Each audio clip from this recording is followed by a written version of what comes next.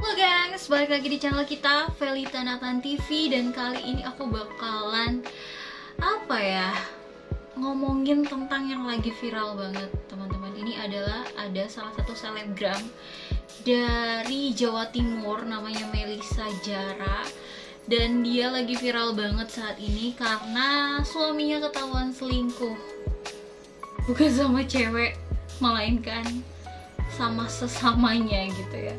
Dan kalau buat kita gitu ya, kalau misalkan udah tinggal di ibu kota yang lumayan macem-macem manusianya gitu, pasti tahu banget nih bakalan ada banyak banget kaum yang kayak gini. Apalagi khusus untuk petugas kesehatan, pasti tahu banget banyak banget orang-orang kayak gini yang badannya bagus banget, yang ganteng-ganteng banget, tapi dia jadi banyak banget. Dan sayang banget, apa yang mereka cari ya? Udah ganteng, badannya bagus, tapi kayak gitu. Dan itu bakalan bikin resiko penyakit yang gak bisa sembuh yang bakalan dialami dia seumur hidup. Resikonya tuh tinggi banget. Aku gak mau banyak ngomong, kita lihat dari si Melisa Jara ini. Aku gak bakalan banyak bacot gitu ya, jadi kita langsung lihat aja ke videonya, karena dia udah podcast sama Dedi dan sama Atta Halilintar dan Aurel. Kita lihat videonya. Kalau kamu deket sama aku tuh pasti yang recokin tuh nggak hanya cewek, tapi juga cowok kayak gitu. Ganteng banget. Tapi nih. aku nggak ada, memang beneran Om, aku tuh dari awal nggak ada kayak merasa curiga karena perlakuan dia yang ke aku itu sangat luar biasa, perhatian banget. Terus dan aku tuh sampai dibikin bucin banget sama dia. Itu pelajaran pertama dari podcast ini, cowok emang brengsek. Kalau nggak brengsek berarti Nggak, makanya saya nggak sama cowok.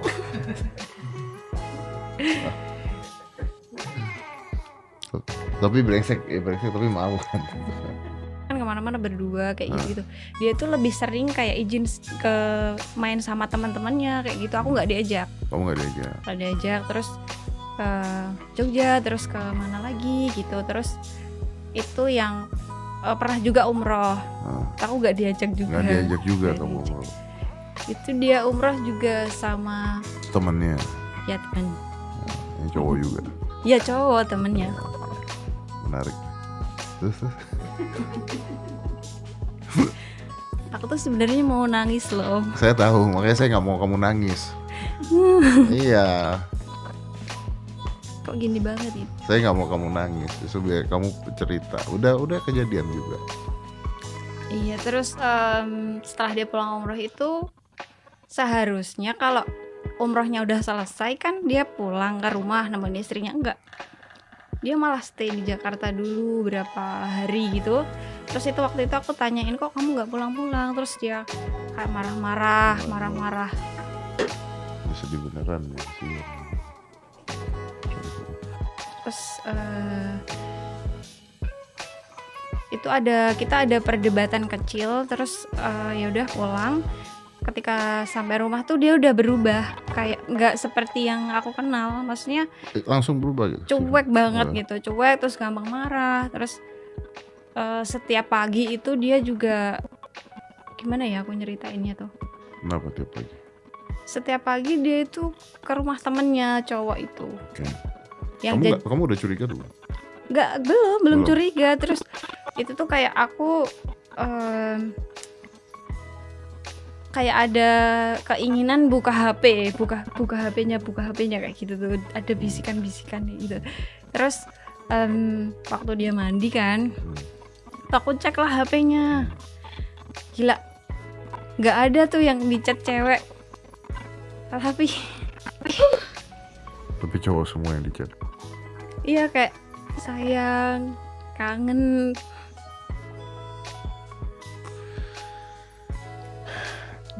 Gini, kita tuh harus memisahkan hal ini nih. Jadi biar masyarakat juga tahu, kita harus memisahkan hal ini. Gini, maksudnya kalau kita bicaranya homoseksual atau gay seksual atau apa gitu. Kalau buat saya pribadi, saya tuh nggak mau terlalu ngurusin Melisa, dan pengertian ya itu walaupun secara agama salah saya juga tahu, tapi kalau hidup mereka kalau kita ngurusin juga, kita juga ya, saya belum tahapnya untuk ngurusin hidup dan perilaku seksual. Tapi yang jadi masalah buat saya adalah kenapa dia harus nikahin perempuan gitu. Itu yang jadi masalah. Nah, betul. Jadi sebenarnya benar banget apa yang kata Deddy Komposer bilang gitu ya teman-teman. Kalau misalkan kalian memang udah belok gitu ya, nggak lurus, ya udah buat kalian aja gitu. Kayak dulu aku pernah ketemu sama salah satu oknum manusia gitu ya. Jadi aku tuh lagi asisten nih teman-teman. Jadi dia lagi konsultasi. Kalau misalkan konsultasi untuk cek anti HIV gitu ya. Jadi pasti dokternya bakalan ngejelasin dan aku asistennya saat itu di situ. Jadi ini ada anak muda yang masih umurnya tuh kayak 24-25 tahun. Dia di situ cek sama mamanya. Mamanya kayak ibu-ibu pada umumnya gitu ya, berjilbab dan agama banget gitu, kayak ibu-ibu lah intinya kayak gitu. Terus pada saat dia lihat hasilnya itu positif, ibunya sedih banget, dan aku ngeliat ibunya tuh kasihan gitu. Tapi ngelihat anaknya ini pas dikasih tahu kayak gitu, ya udah nyantai aja. Dan ada satu statement dia yang bilang kayak gini loh, ya udah sih mah nggak usah dipikirin, nanti tinggal cari anak pesantren aja buat dinikahin sama aku, kan gampang. Ibunya langsung bilang astagfirullah teman-teman. Nggak habis pikir jawabannya kayak gitu. Dan ini pelajaran banget buat cewek-cewek semua gitu ya. Kalau di dunia ini tuh ada nih orang-orang kayak gitu, dan itu nggak sedikit. Dan itu juga nggak kelihatan, kecuali kalian yang udah sering bergaul atau udah sering nemuin, pasti kalian bisa ngebedain lah antara cowok yang lurus dan yang belok gitu ya. Ini pelajaran banget buat cewek-cewek yang alim, yang kayak gitu, itu pasti bakalan jadi sasarannya mereka gitu. Ya nggak semua sih ya, oknum ini aja nih manusia ini, dia bilang nyantai banget kayak gitu, gampang kan mah, tinggal cari anak pesantren yang baru lulus yang nggak tahu apa-apa, nanti aku nikahin, udah tinggal punya anak, gampang. Halo,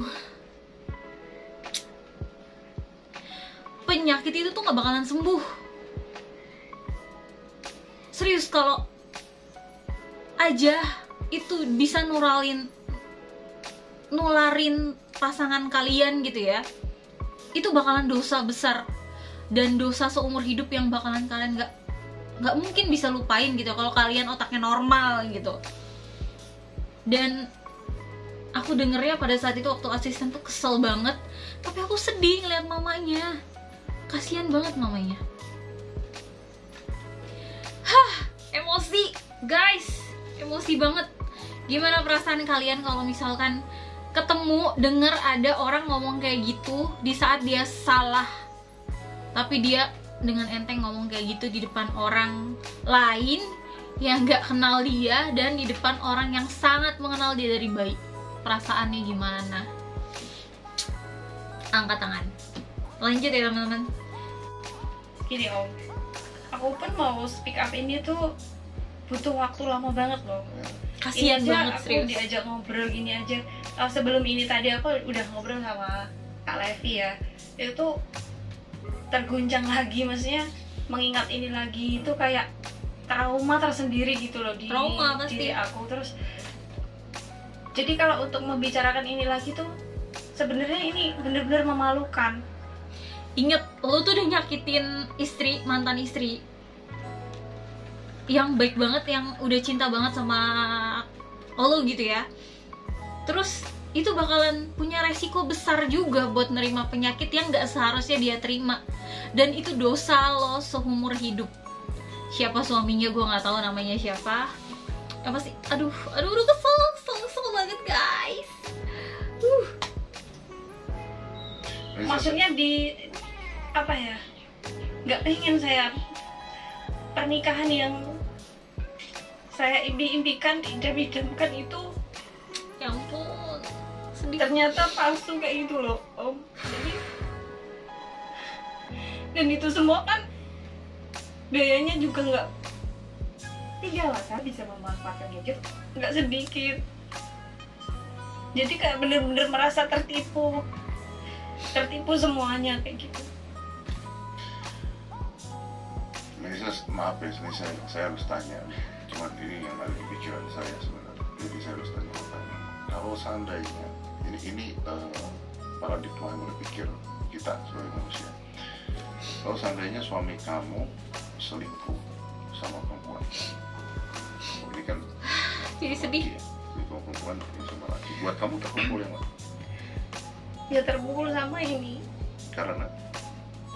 karena memang setelah saya rasakan dari awal dia emang nggak ada perasaan. Jadi yang mencintai, yang bucin sendiri itu aku Om. Iya. Kalau dia selingkuh sama perempuan, dia bisa hilaf, bisa Iya. ya seksual. Jadi Kalau emang- ini memang kamu ditipu, maksudnya begitu. Dari awal itu seperti itu yang saya rasakan. Berarti pintar banget. Manipulatif, maksudnya iya pintar banget ya. Iya kan, pintar banget dong. Sebenarnya saya tidak memungkiri kalau memang di dunia luar itu memang ternyata ada dunia seperti itu. Nggak apa-apa ya, benar kata Om Deddy tadi. Tapi itu tuh ya udah, kalian bahagia aja dengan dunia Ya kalian. bener Hidup orang banget. ya, Jalan tidak aja apa-apa sama gitu. hidup Iya, lo gitu. maksudnya kayak gitu. Banyak Jangan banget merusak soalnya di orang luar yang baik. Allah mana mungkin Yang bener-bener sih si tulus. istrinya nggak tahu kalau cowoknya kayak gitu. Kamu nggak tahu sama sekali. Nggak tahu sama sekali. Orang Tahu dilihat semua. dari fotonya aja udah kelihatan. Banyak kan yang komen-komen Ya, kayak ya. gitu tuh. Banyak statement kayak gitu di luar. Terus memang bener Om. Aku tuh apa ya, kalau bisa dikatakan Ya bucin berarti.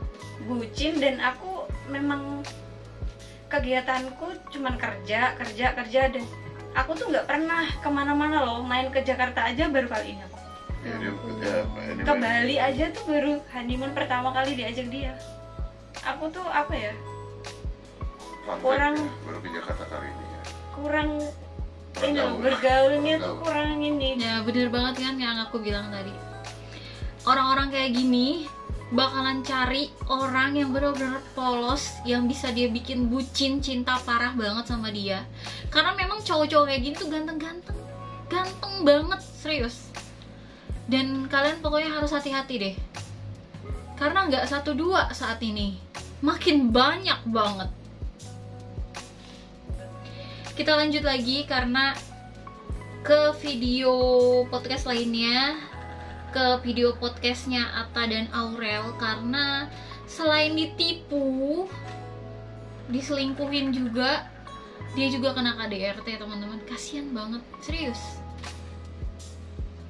Kita move ya. Selalu kayak gini, kita tuh sering banget keluar juga, selalu kayak gini. Terus tadi kakak kan sempat bilang katanya kakak menemukan buktinya itu pas lagi di mobil bareng-barengnya. Itu ceritanya gimana kak? Itu posisinya di lampu merah kan, jadi biasanya kalau di lampu merah tuh yang driver itu biasanya gabut Medan kayak ya. itu dia nggak tahu kenapa ya, mungkin ini jalan Tuhan ya untuk menunjukkan yang sebenarnya aku udah di spill yang kemarin-kemarin ini loh, kalau suamimu tuh gini-gini mungkin.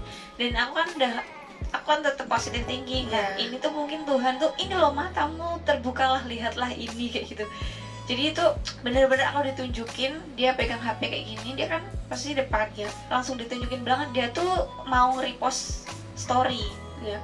nah ditunjukin di belakang, seret, loh kok itu DM-annya mataku Dengan sama suami. dia kok ada love-nya merah gitu. Terus aku kan dari belakang kayak gini kan Langsung otomatis Berani banget Iya, tahu ya. kan, iya. Kak?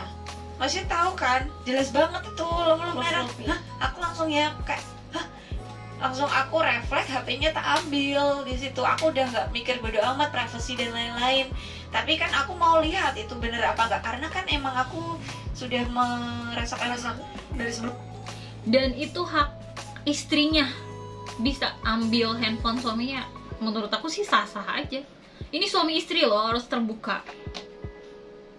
kok nggak beres, karena kan emang si mantanku ini setiap pagi tuh ke rumahnya sana, nganterin ke sekolahnya si anak ini. Udah sama aku aja, aku nggak peduli dia. Aku sakit pun dia tinggalin ke sana. Dan pokoknya kayak gitulah Kak. Terus aku di situ, loh kayak gini kalian ada hubungan apa, langsung aku tanya di situ. Langsung jujur nggak mereka? Ya enggak lah. Terus malah aku kagetnya dia malah berusaha ngerebut handphone di tangan aku. Aku tuh maksudnya harapannya tuh, aku di situ tuh masih berharap kalau si mantanku ini tuh nggak ada apa-apa sama dia dan dia masih kayak menjaga aku, tapi nggak, di situ dia malah ngerebut HP. Kan itu sempat aku baca Kak, cacat di atas itu, wow. Udah langsung tercengang tuh. Aku tuh gemeter dan nggak tahu kenapa aku tuh kok bisa gitu loh moto itu. Aku bener-bener kayak, sebenarnya kalau dipikir-pikir nggak mungkin aku bisa foto itu loh, karena posisi di mobil itu tuh bener-bener yang kayak syok semua. Dan yang temen si cewek sebelahku sini sama pengasuhnya ini tuh kayak diem. Ya Dia ampun, sebenarnya Tuhan. kayaknya tahu tapi nggak berani Fix, yang satu mobil itu jahat banget, serius.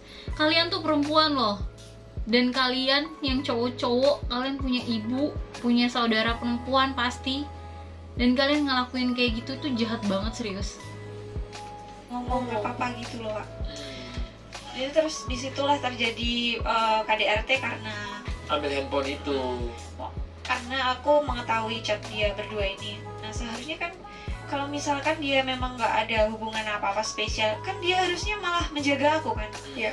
Nggak yang ini tuh kamu salah paham atau gini, enggak, itu tuh malah aku dihajar Ya sampai ampun. dijambak-jambak rambutku, sampai itu tuh rambutku Rontok. hasil visumnya tuh benjolan 8 cm loh di sebelah sini. Gila. Oh, kok ada visum juga. Udah visum juga ya? Iya, karena kan setelah kejadian dia menganiaya aku, Parah. itu bener-bener aku nggak ditolong siapapun di situ. Sendiri berarti. Aku bener-bener teriak-teriak sendiri, terus sampai aku kesakitan kan. Aku pegang Pastilah. handphonenya kan Kak, tanganku diremet kayak ini aja tuh rasanya udah 1 bulan masih sakit. Itu nggak ada yang sebelahku cewek ini juga diam aja, terus si pengasuhnya anak ini juga diam aja, nggak ada. Cuman Nggak malah bantu sama si sekali. yang nyetir ini malah dia kayak ngeledekin gitu bilangnya. Kayak, dan semakin kesini aku juga kayak mikir apa, mereka berdua tuh ternyata ada panggilan tersendiri gitu loh Kak. Panggilan sayangnya gitu ya. Tapi kakak, dengan kejadian ini apa sudah ke psikolog juga gitu? Udah 2 kali. Udah 2 kali. Yang pertama itu 2 bulan setelah aku mengetahui dia seperti itu, karena itu kan aku nggak percaya. Aku juga waktu 2 bulan itu kan aku masih mempertahankan rumah tangga kan itu. Aku curhatnya tuh ke psikolog waktu awal-awal itu. Kalau yang terakhir ini kemarin setelah kejadian baru ke psikolog. Terus setelah dari psikolog, pencerahan apa yang dapat dari sana? Katanya kalau punya penyimpangan seperti itu nggak bakalan bisa sembuh. Jadi ini keputusan kamu tepat kayak gitu. Katanya kamu juga suka berarti nangis sendiri, kadang ketawa juga katanya begitu. Iya, kalau yang awal-awal itu kayak ya depresi Kak. Maksudnya rumah tangga yang yang aku idam-idamkan kayak gitu, terus aku ya sangat bucin sama suamiku, terus kok berakhir kayak gini, terus kok aku sempat